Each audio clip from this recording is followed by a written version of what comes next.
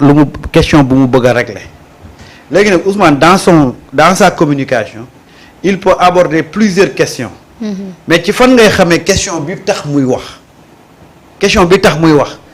pour nga xam ko la ça va être tout un problème il faut nga nekk ko xam communication Ousmane parce que tey Ousmane dafa sànni ay c'est comme un feu d'artifice. danaan tëf dem ci kaw. su ko defee yow ngay xool bi gën a leer di xool bi gën a leer ba yëpp romb la aujourd'hui les gens sont en train de chercher en réalité quel est le but de la communication de Ousmane Sonko fu ci nekk nag ñu ngi koy càmbar fu si nekk ñii ñu ngi wax ci affaire société civile ñii ñu ngi wax ci affaire tey bu waroon dellu assemblée est-ce que c'est possible du point de vue du règlement ñii ñu ngi wax ci parti politique bi ni mu demee moom daal moo jox mais sujet yu ko neex.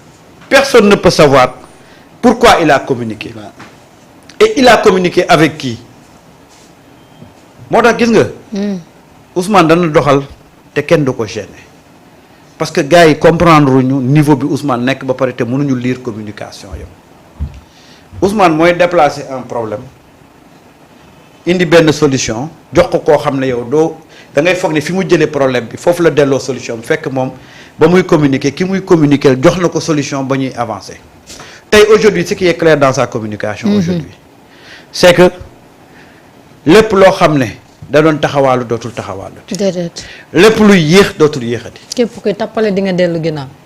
et de façon intelligente Ousmane a mis la pression sur le président de la République de façon intelligente et très courtoise parce que à partir de maintenant beaucoup de gens vont se dire que lu yéex rek c'est au niveau du président la yéexee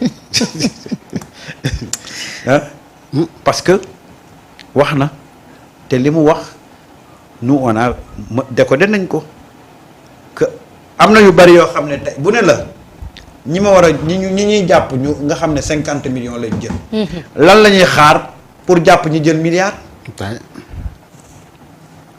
mu teg ci ne am na yu bari yoo xam ne tey bu neexoon Bassirou mu deñ looloo ci jàppee que ci Bassirou la des waaw kon à partir de maintenant ki bokkul sax Pastef mais le citoyen lambda mais il se dit dans sa tête kon bu yéexee rek ca Bassirou la yéexee wala doo gisee noonu. kañ ñëpp loolu lañ dégg it nag. waaw te le président moom ci boppam déggee na ci waxu Ousmane ji loolu. ah oui. mooy que ni donc les règles yi ma gars yi di jéem a gëmloo naan ma c'est des règles républicaines. les république bi nii la war a demee ak yooyu. comprendre na ne non saa waay ñun résultat la ñuy xaar. ay yii ni gars yi di la ci defal ay forme ak yooyu yëpp c'est pour justement yéexal mbir yi mais nañu accélérer mbir yi. parce que en réalité tamit nañu waxante dëgg. mais la dette bi ñu caché mais am na ay responsables. tout à fait ces gens là li ñu sombre Sénégal nekk fii di taxawaalu. mais justice du def liggéeyam si ñoom. mais ñaata détournement la ñuy wax. ci réew mi. mais loolu ana lan moo koy tagal. mais ana li fi xewoon fii nii en mois de nangam sangam. ay période yu nga xamante ni 2021 ba 2024. te Ousmane junj na ko si kiiwam nee na justice na jël ay responsabilités ci xale yi ñu faat. non mais tout ça. ana Covid bi commencement tout ça mais xam nga pourquoi je sais que ni profondément loolu dafa métti ci xolu ñoom. mais Dianté on le voit pas pleurer ah il a failli pleurer démb bi ñu ko liggéey en expliquant benn scène bu nga xamante ni moom moo ko dund live ak direct ci Kolda ñu rey fa benn xale. dem ba bëtam yu tooy xepp muy waaj a jooy mais ça veut dire que ni loolu moom ñoom ci seen biir xol la nekk donc dañu bëgg justice et qu'est-ce qui bloque. yooyu boo koy nekk di ko lii mais ça te fait mal quoi da ngay am grincement de cœur quoi. mais sooy nañu dem ci l'essentiel et l'essentiel ici c'est de redresser l'économie du pays mais ñi nga xamante ni tey ñu ngi fii mais où est le rapport de 29 milliards de Prodac. mais xam nga ñun mënuñu nekk di tudd benn waay ci benn rapport de 29 milliards yi ñu bëgg a leeral. mais après cette personne-là vient pour réclamer le premier ministre 200 millions quoi. waaw na ñëw jël si ko xaalis baa ngi fi de. na rek la 29 milliards rek moroom ci tamit fu ñu tudd ay milliards nit dafa ñemee tudd ay millions. waaw déedéet mais na ñëw rek. mais alors aujourd'hui cette personne-là mais au lieu de régler ay comptes mais la justice nekk ci rabat d'arrêt bu nga xamante ni amnistie woon nañ loolu ba kenn xamul fàtte nañ ko. alors que l'essentiel est là 29 milliards du Sénégal dont ay rapport wax ne dañ ko war a luñ mbët ñu jéem a xam fan la 29 milliards yi lan moo ci am lan moo ci amul. lan moo si jaar yoon ak lan moo si jaarul yoon. 1000 milliards de Covid. mu ngi fii ñu ne nañu accélérer donc procédures yi et cetera et cetera et cetera entre autres. Et ces blocus là mais Ousmane Sonko a dit clairement aux Sénégalais que ni bu dépendroon ci man dong rek kon loolu waxatuñ ko ñu ngi ci leneen. Donc que le président de la République prenne ses responsabilités. dina ko jël de. Et bu jëlee ses responsabilités mu gérer ko mais le débat est clos ensemble. ni ma ko déggee muy wax nii de. xam naa ne il va prendre ses responsabilités. Et on va accélérer les choses.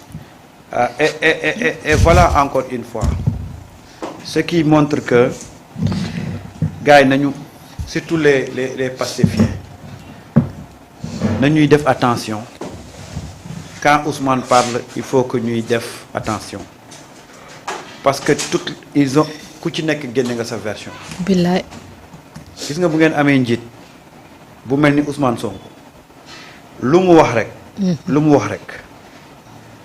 toog leen analyser ko ba comprendre n'allez pas vite en besogne. c'est que nag waxu Ousmane. waaw ku am intelligence dëgg moo koy décortiquer. ah ouais. Ousmane xam na les gens yoo xamante ni xam na lim leen di wax message bi mu bëgg ñooñu captiver ko mais ñi nga xam ne Inde lañ koy dégloo li ñu wax rek ci kaw loolu rek la ñuy jël avancé ci. waru dem assemblée waru naa pendant ce temps message bi mu bëgg jàllale na ko. sans problème mais mais c'est-à-dire que à un certain moment donné. Même les Sénégalais n'avaient pas compris cette reddition des comptes là. déedéet. da ngay xëy ñu dóoral la benn dossier Amadou Ba tuddal la ci Abdoulaye Daouda Diallo tuddal la ci ba nga yaakaar ni ñii semaine bii affaire bi ñor xomm ñu jékki-jékki nelawlu nit ñi ba nit ñi commencé fàtte dossier boobu. Et finalement après tu te dis mais à quoi on joue? Parce que il faut qu'on accélère les choses, les dossiers sont là. Mais dañuy c'est-à-dire que te gis nga dañuy dem ba dañuy jouer sax ci patience su peuple bi ndax peuple bi tey am na dossier yoo xam ne boo ñu ko yëkkatee rek peuple dañuy kontaan mais après nag war a xaar suite ñu jékki-jékki mu mel nañoo ranger ces dossiers là dans les tiroirs loolu dafay finir par créer benn sentiment boo xam ne de frustration ci peuple bi et le peuple day dem ba ne mais qu'est-ce qu'on attend de ces dossiers là. Pourquoi on n'a pas encore diligenté ces dossiers là. te loolu Ousmane Sonko da koy écho yooyu da koy xam.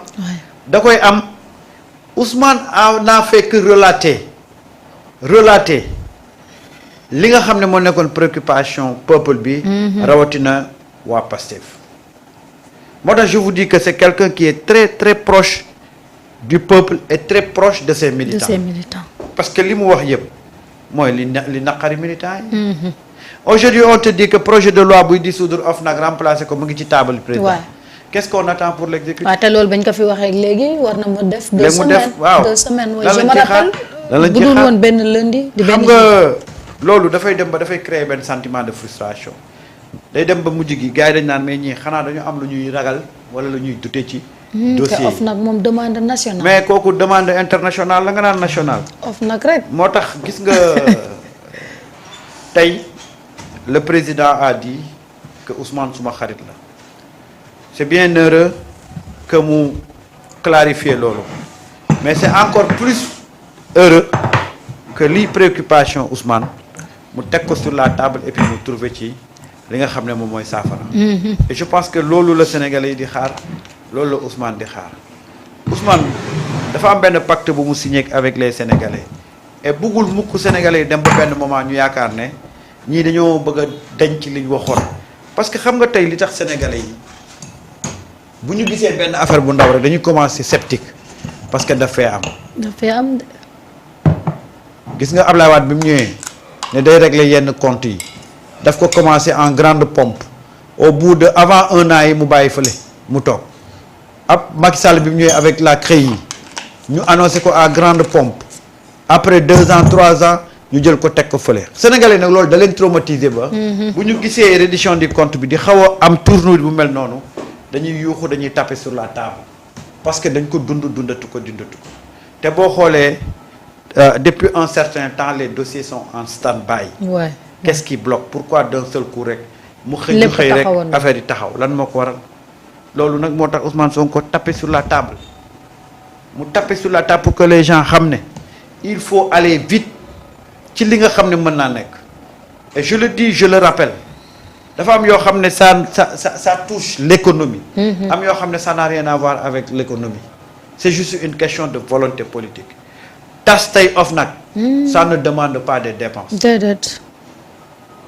ça ne demande pas de dépenses introduire des réformes au niveau de l'Assemblée nationale ñu voté ko ça ne demande pas de dépenses li nga xam ne mën nañ ko def te ça ne demande pas de dépenses nañ ko def Ousmane c'est tout ce qu'il demande donc aujourd'hui il a posé les véritables problèmes et je pense que le président de la République il va régler ces problèmes-là parce que tey la survie de ce projet-là dépend de ni ñuy régler problèmes yi solution yi ñu ciy indi saafara yi ñu ciy indi parce que une fois encore je rappelle que aujourd'hui li gën a intéresser les patriotes les citoyens sénégalais c'est et la reddition des comptes et la justice pour ñi nga xam ne dañ leen rey ñi nga xam ne dañ leen gaañ et yooyu nag dañ ci war a gaaw parce que aujourd'hui il y a des familles qui continuent à souffrir parce que tout simplement justice bi ñuy xaar yeggseegul tey am na ñoo xam ne ñàkk nañ seen liggéey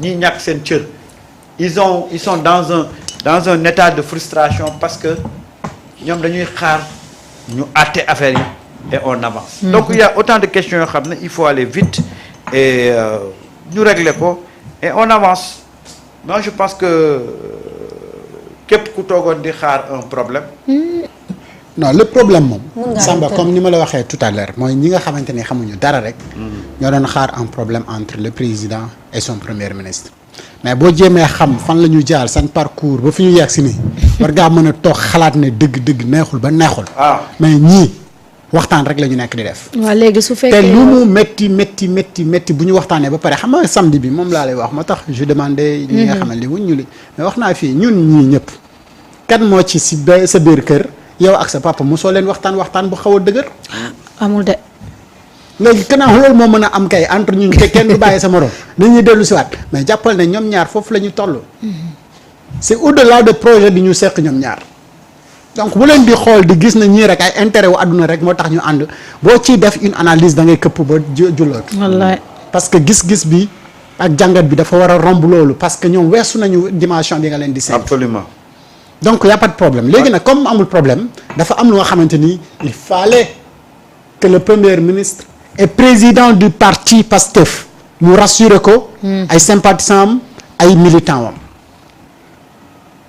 jóge wuñu fu ñu nekkoon démb nekkul dañoo ñëw ba ci nguur gi bëgg am nu ñu soppeeku yéen ñi nga xam ne dañ leen jox ay responsabilités ngeen bëgg a soppeeku mais xam leen ne yëg naa seen soppeeku te li ngeen doon man maa leen ko def te bala ngeen koy xam échéance yi di ñëw nii ngeen continuer ci yoon bi ngeen nekk ni ma tegg leen fa teg fa ñeneen restez mobilisés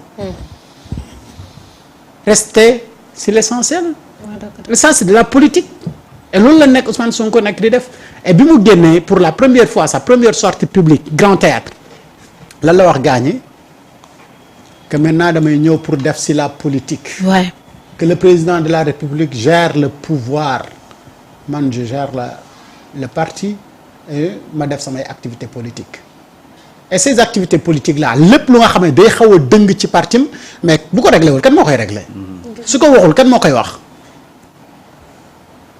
mbir yi am na fu muy toll dootul nekk waxtaanu biir nekk rek da nga koy indi si penc mi pour waxtaan ak say militants et militants yi nekkul que ni ñoom ñëpp nga mën a woo ci biir nekk le premier ministre est trop occupé am na yoo xamante ni amul temps boobu noonu pour def ko ci politique bi te bi muy wax keroog ñan la toogaloon ak ñan la doon waxal c'est membre du parti mais donc coow li kay ñoom bu ñu amee une lecture politique war nañu comprendre ne non ça c'est de la politique et c'est tout à fait normal dans un pays dans un parti démocratique mën na nekk nag parti bu nga xam ne amul démocratie quoi bu nekkee parti bu nga xam ne amul démocratie bon bu leen neexee yooyu yëpp du fa am quoi le gars il peut faire sa dictature kii et répondre na question yu bëri yu nga xamante ni gars yi dañ ko doon posé wu fii comme question li gars yi doon posé wu mooy lépp lu fi nekk di am mais demuñu ba gars yi tuddee fii Diomaye président lan président fantôme tur bu ne li dañ ko jàpp ne Ousmane Sonko mooy doxal.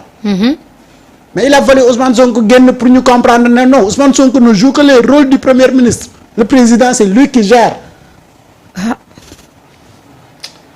ñoom donc si angle boo leen jëlee yépp fépp fu ñu mos a teg ñaar ñii dañ faa réer parce que mosuñu wax en réalité li nga xam ne moom mooy am si ñaar diggante boobu. léegi Diomaye ak Sonko tàqalikoo loolu ban njëriñ la leen am. question bii nag man mënuma ko tontu xam nga lu tax. parce que man gisuma njëriñ bi. Samba gis nga te njëriñ ñoom bi yow seen li nekk seen xol ñoom rek koo xam. ay nit di ànd fekk man ak Samba ñu nekk benn nga ni par la force. mais defal ndànk nag ma wax leen benn affaire te moom mooy dëgg te mooy li ma gëm. képp ku jàpp bépp sénégalais bu jàpp ne échec gu duo bii nii wala tandem bii nii yow sa réussite la yaa ngi nax sa bopp ba àdduna di tukki bu Sénégal bu fekkee ni ñaar ñi romb nañ ñu pour ñu defar réew mi ñu teg ko ci raay Sénégal ñun du ñu fekkee fu muy baax. mais ñooñu dañoo bëggul mu baax. fu muy commencé baaxee sax duñ ko fekk. waaw léegi justement. seen poste moo leen ñor.